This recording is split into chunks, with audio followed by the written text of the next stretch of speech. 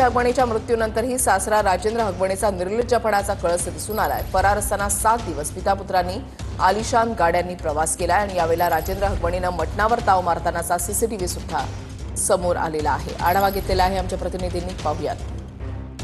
3 आरोपी अटक असताना 2 आरोपी जे आहेत त्यामध्ये फरार होते। त्यामध्ये सासरा राजेंद्र हगवणे आणि दीर सुशील हगवणे हे दोघं जे आहेत ते फरार होते। त्यानंतर 17 मेला जे आहे ते दुपारी 1च्या दरम्यान याच त्या हॉटेलमध्ये जे आहे ते हे दोघं बाप लेक जे आहेत ते मटणावर ताव मारताना आपल्याला पाहायला मिळाले। त्याचा एक सीसीटीव्ही जो आहे तो तब्बल 7 दिवसानंतर जो आहे तो बाहेर आला। याच हॉटेलमध्ये हे राजेंद्र हगवणे आपल्या मित्रांसोबत मटणावर ताव मारताना आपल्याला पाहायला मिळते।